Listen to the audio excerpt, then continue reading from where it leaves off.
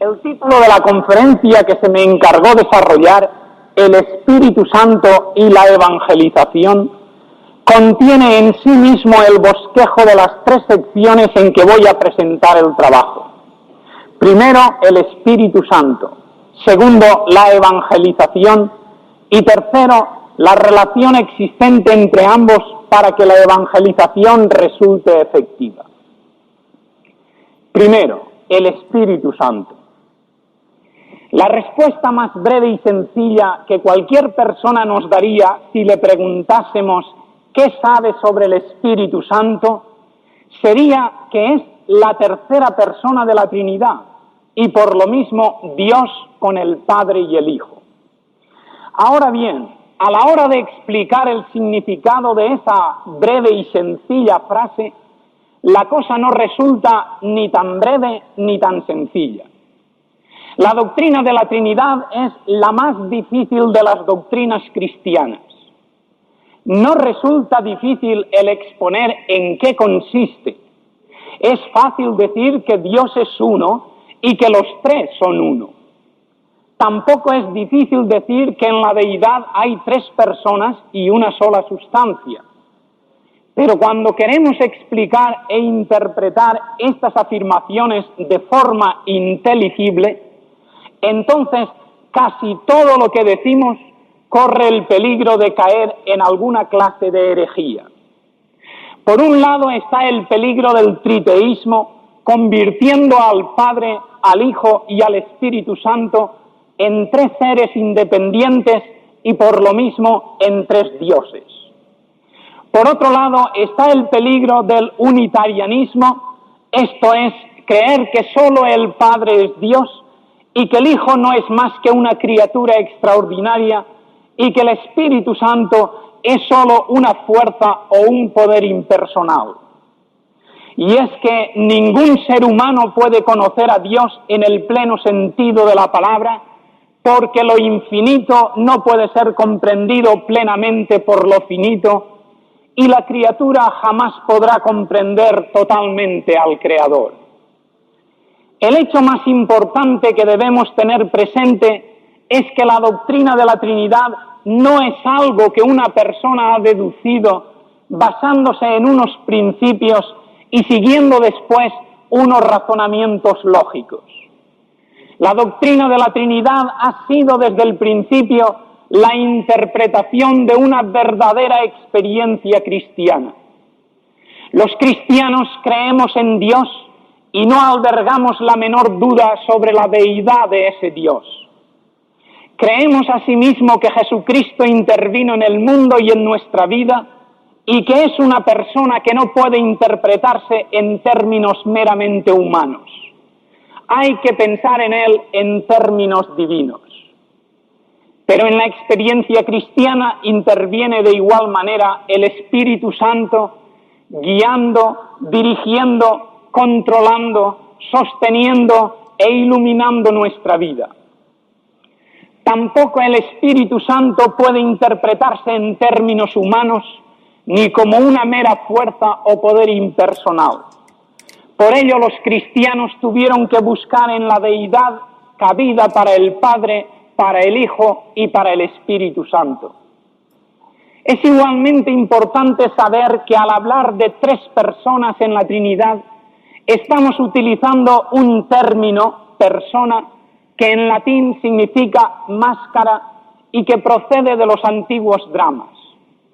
En los dramas antiguos, especialmente en las comedias griegas, los caracteres estaban estereotipados. Cada comedia tenía un grupo de caracteres que aparecían y reaparecían bajo diferentes nombres en las distintas situaciones de cada comedia. Estos caracteres o personajes llevaban una máscara y estas máscaras estaban también estereotipadas, de modo que en el instante en que un personaje aparecía en escena se podía decir quién era a causa de la máscara que llevaba.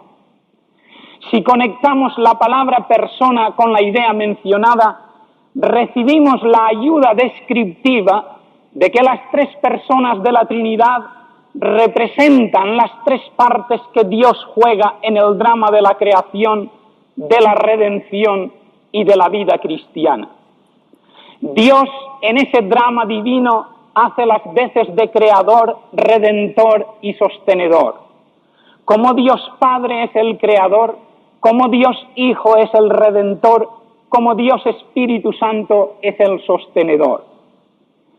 Pero si pensamos en estos términos, debemos hacerlo con mucho cuidado. Es fácil, pero erróneo, pensar en Dios como representando esas tres partes consecutivamente, una detrás de la otra. Es decir, pensar en Dios primero como creador, luego como redentor y por último como sostenedor.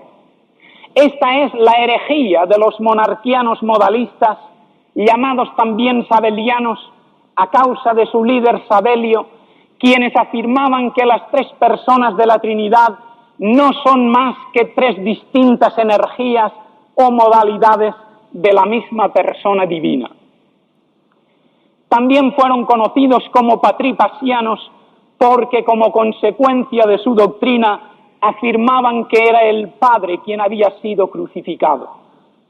Lo que la doctrina de la Trinidad nos enseña es que el mismo Dios, el único Dios, está constantemente en acción en la creación, en la redención y en la providencia.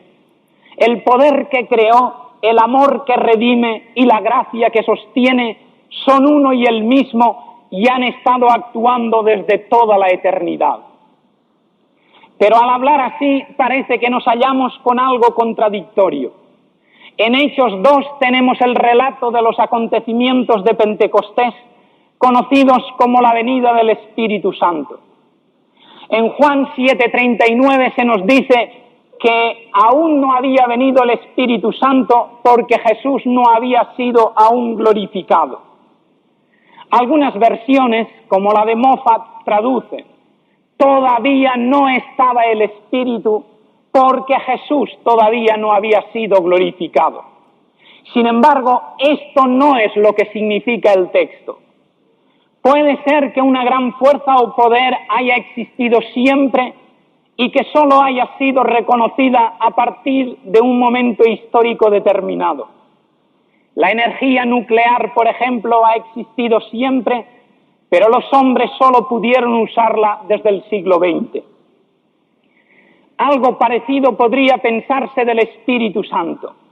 Aunque siempre estuvo actuando mediante su gracia y poder, no se manifestó con todo su esplendor y plenitud entre los hombres hasta que la obra de Jesús había sido realizada. Así como el amor de Dios, que es un amor eterno, se hizo visible a los hombres en la persona de Jesucristo, así el poder y la gracia del Espíritu Santo, que son eternos, se manifestaron entre los hombres tras la resurrección de Jesucristo. El Jesús encarnado puso ante nosotros el eterno amor de Dios. El Jesús resucitado puso a nuestra disposición el eterno poder del Espíritu Santo. Sabemos que la doctrina del Espíritu Santo, que está claramente desarrollada en el Nuevo Testamento, se encuentra asimismo en el Antiguo, hallándose profundamente arraigada en la experiencia religiosa de Israel. Para los escritores del Antiguo Testamento, afirma el comentador Gregg en su obra La sabiduría de Salomón, el Espíritu de Dios denota a Dios en su actividad con el mundo. Es a través del Espíritu cómo Dios actúa en el mundo y en las mentes y corazones de los hombres. El Espíritu es el agente de Dios en la creación, como lo encontramos en los primeros versículos del Génesis. La palabra hebrea para espíritu es ruach y la palabra griega es neuma. Da la coincidencia de que ambas palabras significan soplo a la vez que espíritu. El espíritu es Dios soplando orden donde había caos, soplando vida donde ésta no existía. El Espíritu de Dios es la persona y el poder que da orden y armonía al universo y que pone mente, razón, vida y aliento vital en el hombre. El Espíritu capacita a los hombres para ser líderes en su pueblo e instrumentos de salvación en las manos de Dios. El tributo que Faraón pagó a José cuando iba a encargarle de la dirección de su pueblo fue: ¿acaso hallaremos a otro hombre como este en quien esté el Espíritu de Dios? Josué fue escogido como sucesor de Moisés por ser un varón en el que estaba el Espíritu. Alguien ha titulado el libro de Jueces como Los hechos de los hombres del Espíritu. Cuando se necesitaba un libertador contra Mesopotamia, el Espíritu de Jehová vino sobre Otoniel. Cuando los madianitas oprimían a Israel, el Espíritu del Señor vino sobre Gedeón. Cuando los amonitas eran una amenaza, el Espíritu del Señor vino sobre Jefté. Fue el Espíritu el que escogió a los que habían de ser los voceros del Altísimo, poniendo en sus labios el mensaje que habían de profetizar. El Espíritu de Jehová ha hablado por mí, dice David, y su palabra ha estado en mis labios. Ahora me envió el Señor y su Espíritu, decía el profeta Isaías. En una palabra, ya en el Antiguo Testamento fue el Espíritu el que levantó hombres como líderes y el que los equipó para llevar a cabo cualquier tarea que Dios y su pueblo necesitaban. Pero es en el Nuevo Testamento donde la doctrina del Espíritu se halla plenamente desarrollada. Sería imposible hacer un estudio amplio de la doctrina del Espíritu en el Nuevo Testamento, ya que ello requeriría mucho más tiempo del que tenemos a nuestro alcance. Pero sí podemos mencionar brevemente los dos libros que nos hablan más del Espíritu, el Evangelio de Juan y el libro de los Hechos. En términos generales, el Evangelio de Juan nos da una descripción del Espíritu en la vida individual, mientras que el libro de los Hechos nos da una descripción del Espíritu en la Iglesia. No en vano ha sido definido por alguien como el Evangelio del Espíritu Santo, ya que es un relato de los hombres del Espíritu y de los hechos del Espíritu. Son muchos los pasajes que ponen de manifiesto su deidad, equiparándole con el Padre y con el Hijo. Es llamado Dios, se le aplican atributos divinos, su nombre se junta al del Padre y del Hijo, implicando completa y total igualdad con ellos. Y se le atribuyen obras divinas como la de crear y preservar el universo, convencer al mundo de pecado, de justicia y de juicio, regenerar y renovar a los creyentes.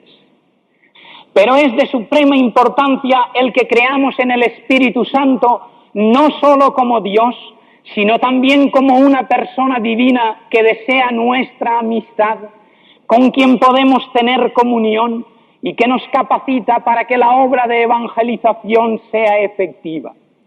También esto es enseñado claramente en las Escrituras, donde además de recibir nombres personales como el de Consolador, se le atribuyen actos que solo una persona puede llevar a cabo. Es enviado, enseña, recuerda, testifica de Cristo, inspira a los hombres, dirige los asuntos de la Iglesia y es el agente en la regeneración y santificación de las personas.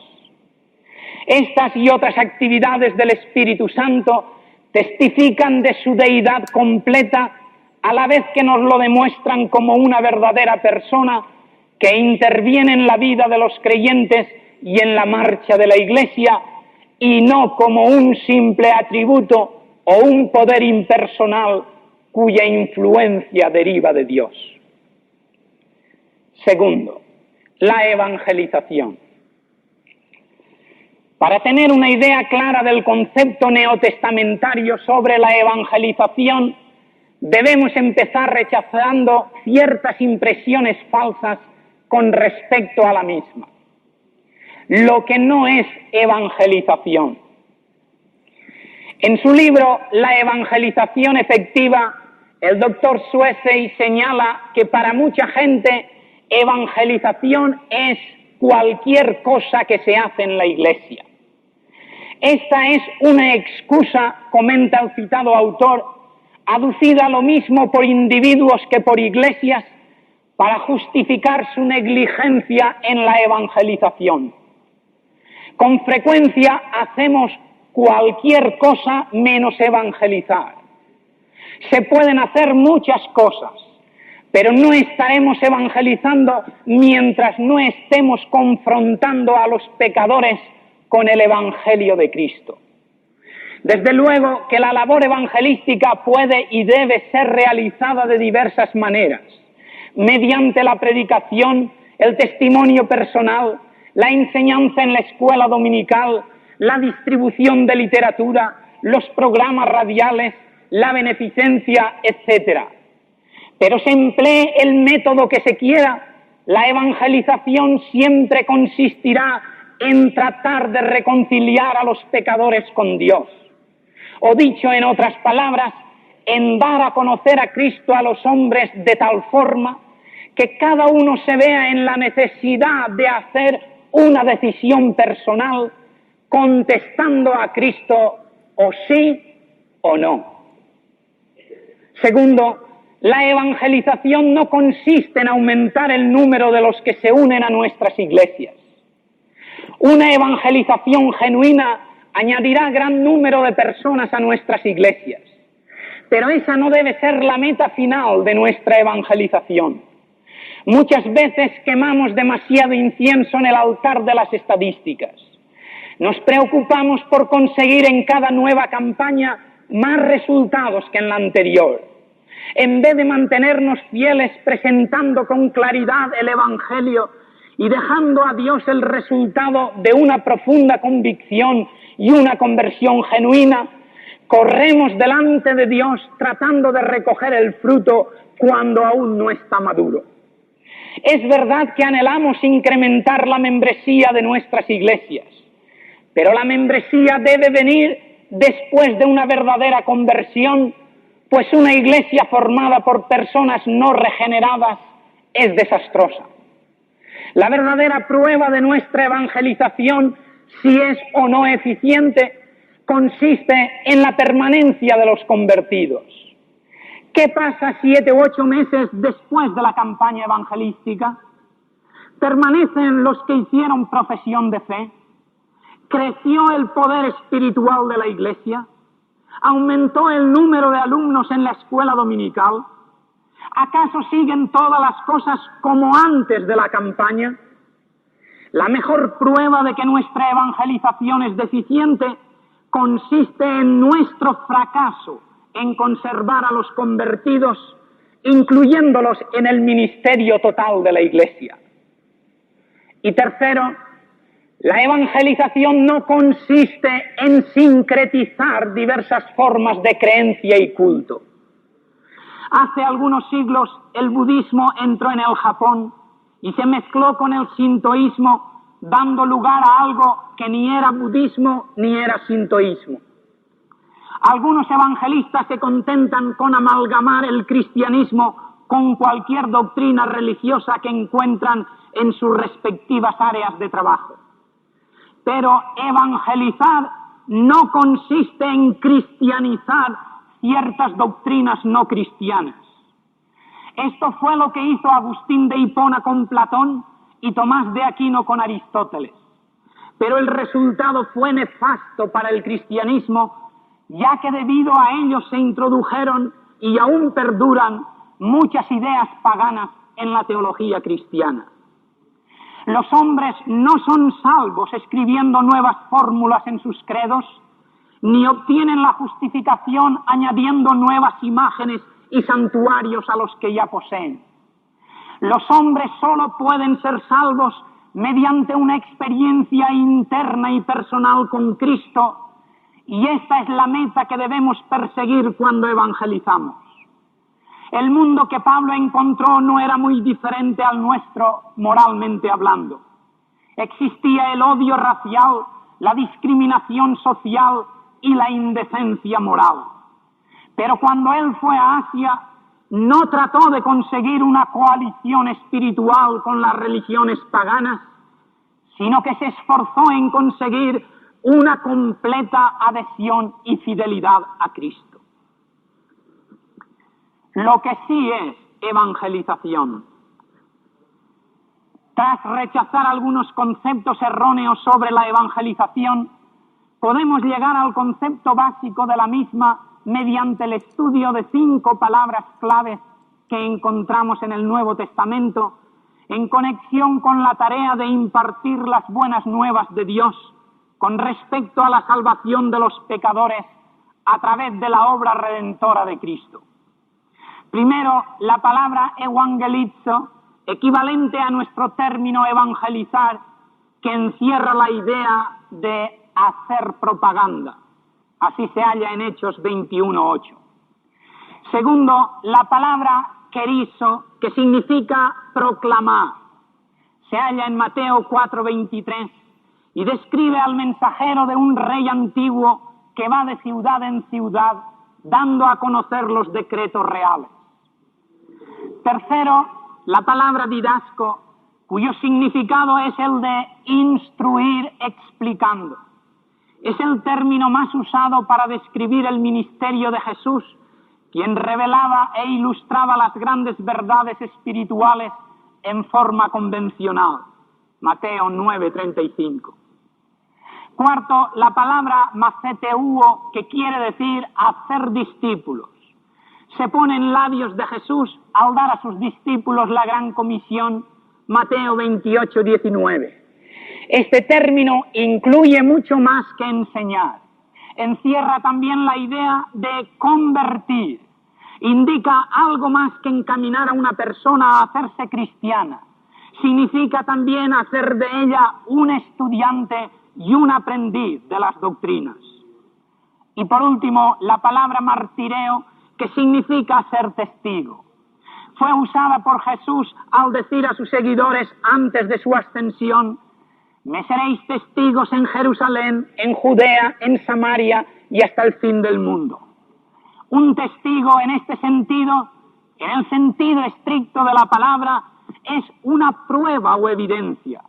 Lo que Jesús estaba diciéndoles era: vosotros seréis mis credenciales de que el cristianismo es real. Todas estas palabras giran alrededor de una idea: hacer propaganda. Hoy en día la palabra propaganda ha perdido parte de su significado inicial. Algunas veces llega a significar la propagación de una mentira bajo la apariencia de ser verdad. Pero cuando se usa correctamente, el término tiene un significado hermoso. Propaganda y evangelización vienen a significar una misma cosa. Cuando Cristo fundó su iglesia, la palabra propaganda significaba el anunciar algo bueno, haciéndolo con gran esfuerzo y convicción. Los líderes políticos se han apropiado de este vocablo para esparcir sus ideas sobre tal o cual forma de gobierno. Hacen lo posible por convencer a la gente sobre las ventajas de su programa económico. Utilizan la prensa, la radio, la televisión y cualquier otro medio informativo a su alcance. En algunos casos llegan a fomentar la triste pasión del odio para obtener sus fines. Su sistema puede ser falso, pero su técnica es buena. Aunque es poco lo que otorgan, muchas veces ganan a muchos partidarios por la simple razón de ser unos convencidos propagandistas. Esto fue lo que aconteció a los primeros cristianos. Su evangelización fue marcada por una firme convicción. Si no se arredraron frente a las dificultades, a la oposición, a la cárcel y ante la misma muerte, fue porque eran dedicados propagandistas. La gente apedreó a Pablo en Listra porque les predicaba una verdad extraña. Llegaron a creer que le habían matado dejándole malherido con unos amigos fuera de la ciudad. Al recuperar el conocimiento, Pablo, usando las pocas fuerzas que le quedaban, regresó a Listra. Al siguiente día, con los ojos hundidos, el cuerpo magullado y el rostro manchado de sangre, pero con el amor de Cristo en su corazón, Pablo fue a Derbe. Y dice la Escritura que cuando hubieron predicado el Evangelio en aquella ciudad y hubieron enseñado a muchos, regresaron nuevamente a Listra. Pablo fue un ardiente propagandista del Evangelio. El famoso evangelista y escritor Juan Bunyan, autor de la inmortal obra El Peregrino, fue puesto en la prisión de Bedford, Inglaterra, por no querer dejar de predicar. Pero Bunyan siguió predicando desde la cárcel a las gentes que acudían a escucharle desde su ventana. Las autoridades construyeron una gran muralla alrededor de la prisión para que Bunyan no predicase. Pero él siguió levantando su voz y predicando a las multitudes. Bunyan fue un ardiente propagandista del Evangelio. El cristianismo tiene mucho y bueno que ofrecer. Presenta el amor en donde reina el odio, la paz donde hay guerra, la unión donde hay división. Hoy como ayer los cristianos deben ser propagandistas consagrados sin que nadie ni nada logre silenciarles. El dejar de evangelizar porque así lo imponga una ley es una infidelidad a las enseñanzas bíblicas. Es una traición a la comisión que Cristo nos ha encomendado. Es una demostración de nuestra cobardía. Y es una prueba de la poca disposición a seguir las huellas de nuestros gloriosos antepasados que sufrieron y murieron para hacer llegar hasta nosotros el Evangelio de la redención en Cristo. De lo anteriormente expuesto podemos deducir que la evangelización, según el Nuevo Testamento, consiste en testificar del Evangelio con un corazón inflamado, predicando y enseñando con el propósito expreso de hacer discípulos de aquellos que nos escuchan, logrando así su reconciliación con Dios por medio de Jesucristo. Considerado ya el concepto neotestamentario de lo que es la evangelización, pensemos ahora dónde estuvo el acierto, el secreto, para que resultara tan eficiente entre los cristianos primitivos, quienes a pesar de desenvolverse en un ambiente hostil y de carecer de influencia, de dinero y de poder humano, lograron ganar al mundo pagano para Cristo.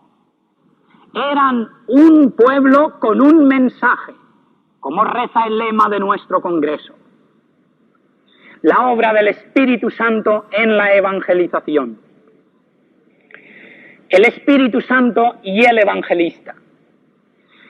Nadie puede leer el libro de los Hechos sin llegar a la plena convicción de que hay alguien obrando tras aquellos hombres y mujeres que, unidos en una fraternidad jamás vista anteriormente sobre la tierra, proclaman con tal entusiasmo y fervor el mensaje de Jesús que son capaces de conmover y cambiar el mundo.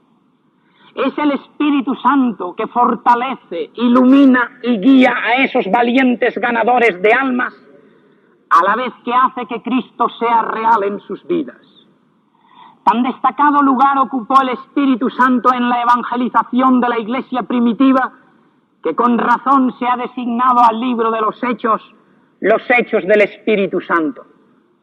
Se da por sentado desde el principio que la expansión de la Iglesia no podía comenzar hasta que no hubiese venido el Espíritu Santo. Los discípulos tendrían que esperar a recibir el Espíritu antes de iniciar su cometido. Pero cuando el Espíritu Santo descendió sobre ellos en Pentecostés, su predicación fue tan efectiva que produjo el avivamiento más intensivo y duradero que ha conocido la historia. Fue el Espíritu Santo el que dirigió paso a paso el avance cristiano en la conquista del mundo. Fue él quien guió a Felipe para que fuese a Samaria y empezase un avivamiento entre diversas clases de personas, lo que vino a ser un paso importante en la evangelización mundial. Fue él quien impulsó a Felipe a ir y hablar al eunuco de Etiopía, consiguiendo así un nuevo avance de la Iglesia. Fue él quien movió a Pedro, un judío ortodoxo, a dar el paso extraordinario de predicar en la casa de Cornelio, que era gentil, dándose así un nuevo y gran paso en la evangelización del mundo. Fue el Espíritu Santo el primero en intervenir en el envío de los dos primeros misioneros comisionados, Pablo y Bernabé, desde Antioquía, en el primer viaje misionero, lo que fue un grandísimo paso para ganar un mundo para Cristo. Fue él quien guió al concilio de Jerusalén a no poner obstáculos en cuanto a la entrada de los gentiles en la iglesia. Fue él quien dirigió las acciones de Pablo, paso a paso, en los sucesos que culminaron llevando el Evangelio de Asia Menor a Europa. Los sucesos que llevaron el Evangelio a Macedonia, a Grecia y finalmente a Roma. En otras palabras, fue directamente bajo la guía e influencia del Espíritu Santo el que nosotros seamos cristianos hoy en día. Solamente en el libro de los Hechos tenemos unas 60 referencias al Espíritu Santo interviniendo en la formación de la Iglesia. En estos sucesos vemos una Iglesia en la que el Espíritu es la causa del nacimiento espiritual de cada persona, en la que el Espíritu se posesionó de cada hombre y de cada mujer, dotándoles de sabiduría, valor y fuerzas para cumplir la obra de Jesucristo, en la que ninguna persona podía servir a menos que fuese una persona del Espíritu, y en la que ningún paso importante se tomaba si no era bajo la dirección del Espíritu.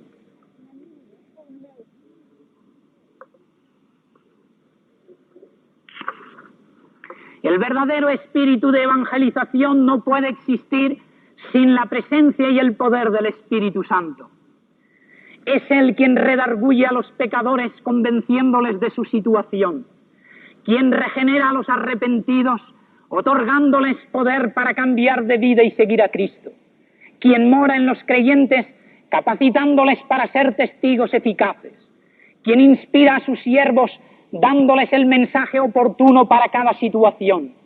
Unas veces será un mensaje de aliento y promesa, y otras veces será un mensaje de repulsa y amenaza, como hacía con los antiguos profetas.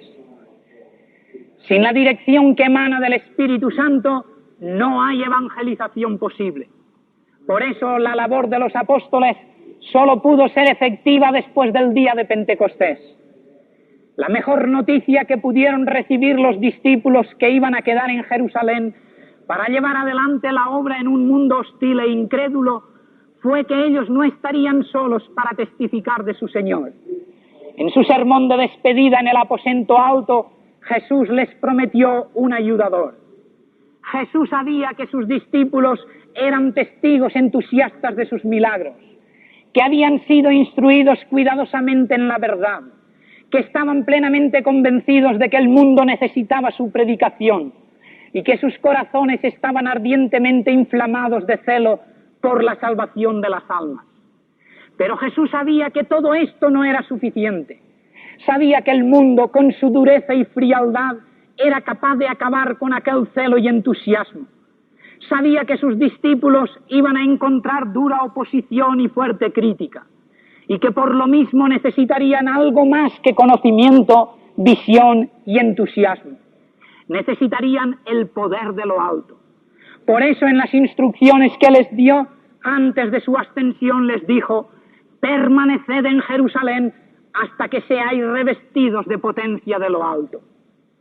Cuando el Espíritu Santo descendió en el día de Pentecostés, ellos recibieron una unción poderosa que revolucionó sus vidas por completo y las dotó de poder para ser testigos eficientes. Los cobardes se convirtieron en héroes. El temor quedó desarraigado y experimentaron un valor extraordinario, impropio de cualquier experiencia humana, que les predisponía a obedecer, sufrir y, si era preciso, morir por la gloriosa causa que proclamaban. Se dice que el embajador de Prusia en Londres, durante el reinado de Federico el Grande, escribió a su emperador diciéndole que, mientras otros diplomáticos acudían a la corte montados sobre grandes y suntuosas carrozas y acompañados de muchos siervos revestidos de gran esplendor, él tenía que ir en condiciones mucho más humildes que sus compañeros a causa del pequeño salario que recibía. A esto le respondió el emperador que era tacaño para todo menos para poseer un gran ejército. No se preocupe usted, pues cuando mi primo el rey Jorge le ve llegar a su palacio, siempre piensa que detrás de usted me encuentro yo con un ejército de 100.000 soldados prusianos. El pensamiento tras esta respuesta era que no importaba lo pobre y humilde que apareciera el embajador de Prusia en Londres, con tal de que se hallase respaldado por un poder que ningún gobierno en la tierra se atrevería a provocar. Sin dicho poder de nada servía aquella pompa y manifestación externa, pero con tal poder todas las otras cosas tenían un valor insignificante. Esto es lo que sucede también a los embajadores de Cristo. Sin el respaldo sobrenatural del Espíritu Santo, todo otro esfuerzo humano resulta en vano, mientras que teniéndole a Él con nosotros, es poco más lo que en realidad necesitamos. Esto no quiere decir que tenemos que descuidar nuestra preparación o nuestra predicación, sino que juntamente con la preparación física e intelectual debe estar la cooperación del Espíritu Santo. Aquellos primeros evangelistas del Nuevo Testamento, cuyo ministerio se halla relatado en el libro de los Hechos, eran personas con una experiencia interna, repletas de optimismo en cuanto a los resultados del mensaje que proclamaban, inflamados de un ardiente celo por la salvación de las almas, y que sobre todo supieron darle al Espíritu Santo el lugar que le corresponde en la evangelización. Como posteriormente dijera Thomas Watson, el hombre llama al corazón de las personas, pero es el Espíritu Santo quien viene con la llave y abre la puerta. No en vano obtuvieron tantos resultados que sus propios enemigos tenían que confesar con rabia y asombro: estas personas han revolucionado al mundo. Y el Espíritu Santo y el mensaje. Ya en el Antiguo Testamento se nos dice que fue el Espíritu quien daba a los profetas el mensaje adecuado para cada situación. Limitándonos a guisa de ejemplo al profeta Ezequiel, podemos ver al Espíritu dirigiéndole en todo momento. Fue el Espíritu quien dio a Ezequiel su comisión y mensaje. Así ha dicho Jehová. Fue el Espíritu quien le dio valor para enfrentarse con la situación y proclamar el mensaje. Entró el Espíritu en mí, dice, y me afirmó sobre mis pies. Fue el Espíritu el que daría la voluntad y la habilidad para obedecer el mensaje que Dios daba al pueblo a través del profeta. Y pondré, nos dice, dentro de vosotros mi espíritu, y haré que andéis en mis estatutos y guardéis mis preceptos y los pongáis por obra.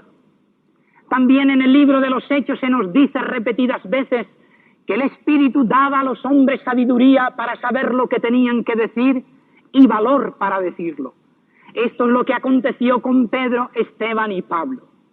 Aunque en el Nuevo Testamento solo tenemos un pequeño bosquejo de los sermones que bajo la inspiración del Espíritu Santo predicaron los apóstoles, tenemos lo suficiente para conocer el contenido esencial del mensaje apostólico, que debe ser el modelo y patrón de nuestros propios mensajes. Estudiando cuidadosamente dichos sermones, descubrimos que la predicación apostólica o querigma fue siempre una proclamación acompañada de una invitación. Una proclamación.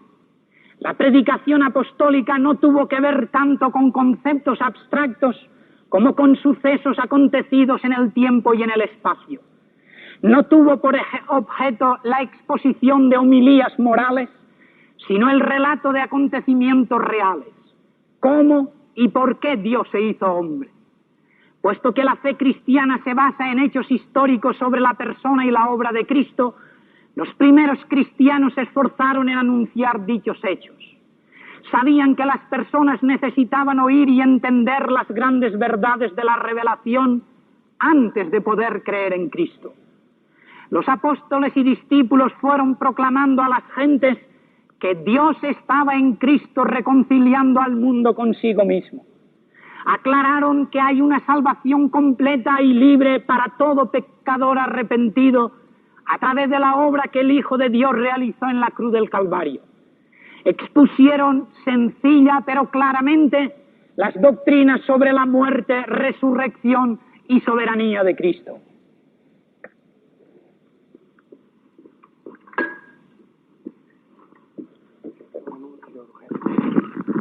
Por favor, entre nosotros no hay ningún doctor en medicina.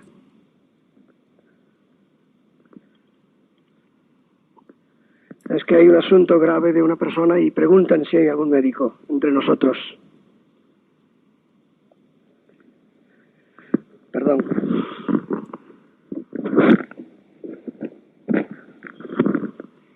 Pablo, el más grande de los evangelistas de todos los tiempos, exhortaba al joven Timoteo con estas palabras: procura presentarte ante Dios como obrero que no tiene de qué avergonzarse, trazando bien la palabra de verdad. La expresión trazando bien puede traducirse por manejando bien. La versión moderna griega dice enseñando cuidadosamente la palabra de verdad. El término usado por Pablo aquí se emplea hoy en día en el griego moderno para describir al carpintero que ha trazado bien una línea para cortar correctamente una pieza de madera. No traza la línea de cualquier forma, sino tal y como quiere cortar la madera para realizar un trabajo correcto. Al seguir la línea o dibujo que ha trazado, está manejando bien las herramientas, por lo que su trabajo es bueno y no tiene de qué avergonzarse.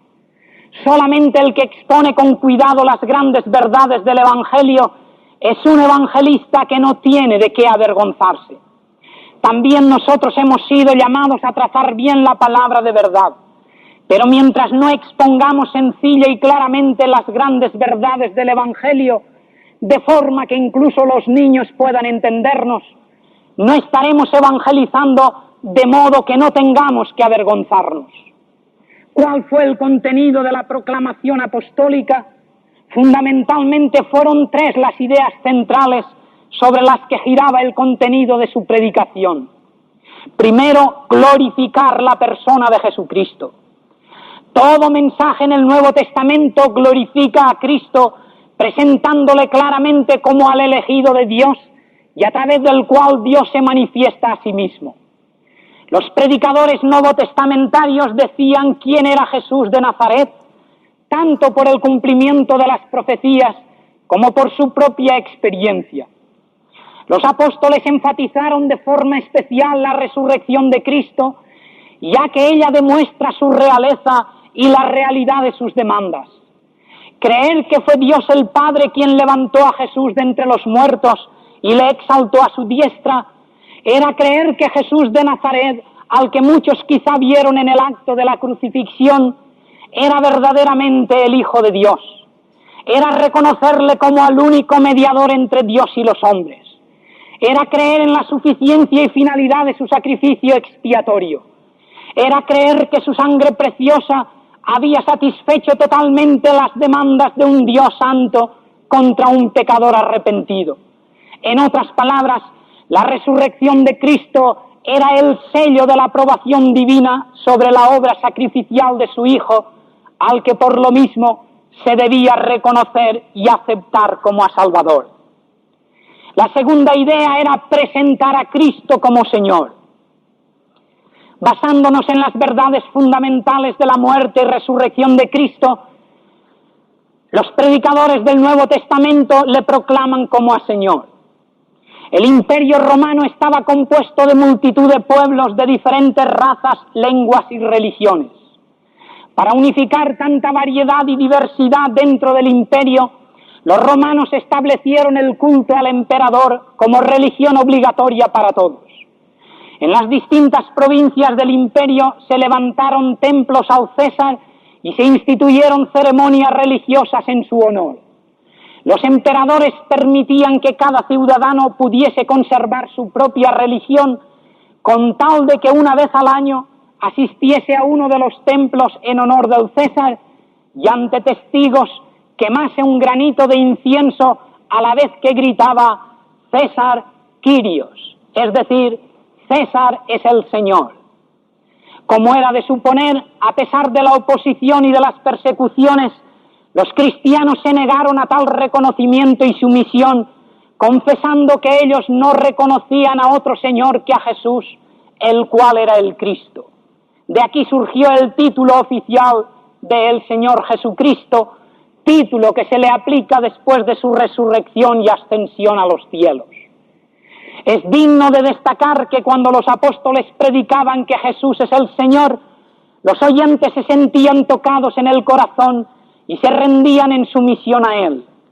En el primer mensaje evangélico el día de Pentecostés, cuando 3.000 almas fueron gloriosamente salvadas, el centro del mensaje de Pedro fue la soberanía y señorío de Cristo. Sepa toda la casa de Israel que Dios ha hecho a ese mismo Jesús, a quien habéis crucificado, Señor y Cristo. Cuando el atribulado carcelero de Filipos preguntó a Pablo qué tenía que hacer para ser salvo, la respuesta del apóstol fue: cree en el Señor Jesucristo y serás salvo. Y es que nadie puede recibir plenamente a Cristo en su corazón sin reconocerle y servirle a la vez como a su Señor. Y por último, exponer la doctrina de la justificación por la fe. La tercera idea central que destaca en la proclamación apostólica es la de que el pecador es declarado justo no por medio de sus obras, sino por la gracia de Dios mediante la fe en Cristo Jesús. Este es el tema central de la epístola a los romanos. En este extenso y profundo tratado sobre la justificación, escrito por el más grande evangelista de la historia cristiana, tenemos la presentación más clara y poderosa que jamás se ha hecho del Evangelio de Jesucristo. No en vano fue este libro el que abrió los ojos a Martín Lutero para dar origen a la Reforma, así como a Juan Wesley para iniciar el gran avivamiento metodista. El tema de la epístola a los romanos, escrita en lenguaje legal, es cómo puede un Dios santo justificar a un hombre pecador cuando éste merece la condenación eterna. ¿Cómo puede ese Dios justo ofrecer la salvación a los culpables, vindicando al propio tiempo su justicia divina? La respuesta la encontramos en 3:24, donde leemos: siendo justificados libremente por su gracia, por medio de la redención que es en Cristo Jesús. Cristo suple la justicia requerida por Dios mediante su muerte vicaria en la cruz. Cristo intercambia su lugar con el pecador. La base de nuestra aceptación delante de Dios es la aceptación de la obra y los méritos de Cristo. Las tres ideas fundamentales sobre las que, bajo la dirección del Espíritu Santo, giró la predicación apostólica son: vida y obra de Jesucristo, su soberanía y señorío sobre los hombres, doctrina de la justificación por la fe. Estos mismos temas deben formar el corazón de nuestra predicación evangelística si queremos que ésta sea una predicación efectiva. Y la predicación debe ir acompañada de una invitación. El mensaje evangelístico en el Nuevo Testamento va siempre acompañado de una invitación. El anuncio de los hechos históricos sobre la persona y obra de Cristo llevan consigo una profunda implicación para el oyente, quien es invitado a responder al mensaje. Esto es lo que afirma el Apocalipsis al decir: el Espíritu y la esposa dicen, ven. El que oiga, venga, y el que quiera, tome del agua de la vida de balde. Un evangelista es un embajador que no solamente proclama el mensaje de su rey, sino que espera la respuesta y reacción de sus oyentes. Latente en la palabra evangelización se halla la idea del mensajero que espera la respuesta que debe traer a aquel que le envió. El verdadero evangelista no se contenta con predicar un elocuente sermón, sino que invita a dar una respuesta a los oyentes. Ahora bien, las personas no sienten necesidad de ser salvas hasta que no se dan cuenta de que están perdidas. No ansían la paz y el perdón que Cristo otorga hasta que no sienten la carga y la culpa del pecado. Esto lo confirmó Jesús al decir: no son los sanos quienes necesitan al médico, sino los enfermos. Es lógico que solamente quienes se sientan enfermos y cargados con el pecado aprecien la invitación del Maestro: venid a mí los trabajados y cargados, que yo os haré descansar. El propósito de la evangelización es ayudar a los pecadores a darse cuenta de su estado de perdición. Cuando la persona llega a reconocer sinceramente su situación delante de Dios, es cuando está dispuesta a escuchar las buenas nuevas de que hay perdón para ella, aceptando el remedio provisto por Dios, que es Cristo Jesús. Con este propósito testificaban los apóstoles, ayudando a los oyentes a sentir que su relación con Dios no era correcta y que por lo tanto necesitaban arrepentirse y aceptar a Cristo por medio de la fe. Esto hizo Pedro cuando finalizó su mensaje el día de Pentecostés, con una llamada al arrepentimiento y a la fe. Esto mismo volvió a hacer cuando, tras la curación del cojo, junto a la puerta del templo, concluyó su mensaje con una apelación a la multitud a arrepentirse y creer. Pero también para ello necesitamos el poder y la presencia del Espíritu Santo, que es quien enseña y recuerda a los hombres la verdad y quien tiene la misión de convencer a las personas. Cuando Él venga, decía Jesús, convencerá al mundo de pecado, de justicia y de juicio. El Espíritu Santo convence a las personas de pecado haciéndoles ver su culpabilidad y a la vez les convence de justicia y de juicio. La justicia es la de Cristo y el juicio es el enfrentamiento del pecador con la persona de Cristo.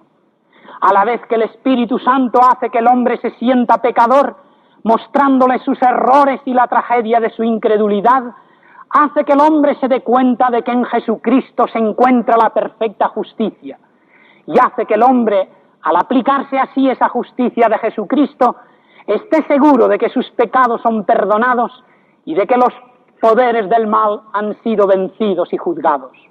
No cabe la menor duda de que en la evangelización, así como en el proceso de la salvación, no hay persona más importante que la del Espíritu Santo. Conclusión. Hay una antigua leyenda que dice que cuando Jesús, después de su muerte y resurrección, ascendió a los cielos, fue recibido por un ángel que quedó asombrado al ver las heridas visibles que llevaba en su cuerpo. El ángel dijo al Señor: «Debiste haber sufrido mucho por los hombres en el mundo».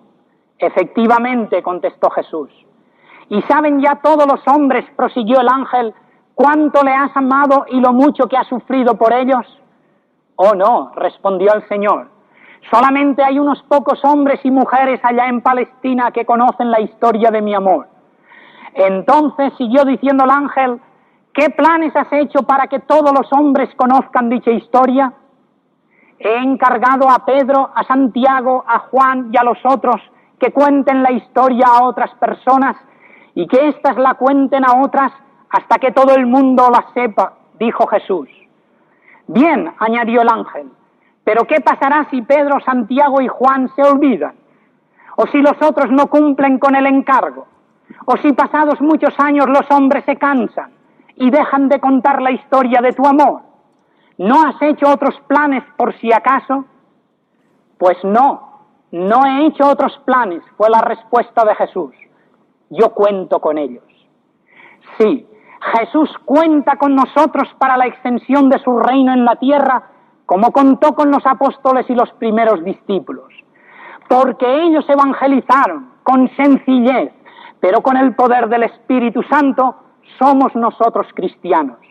Ahora nos toca a nosotros contar a otras personas la historia del amor y del sacrificio de Cristo. ¿Qué revolución espiritual tan grande se realizaría en el mundo si cada creyente, posesionado de ese y por ese mismo Espíritu, se convirtiera en un embajador de Dios para proclamar las buenas nuevas de salvación?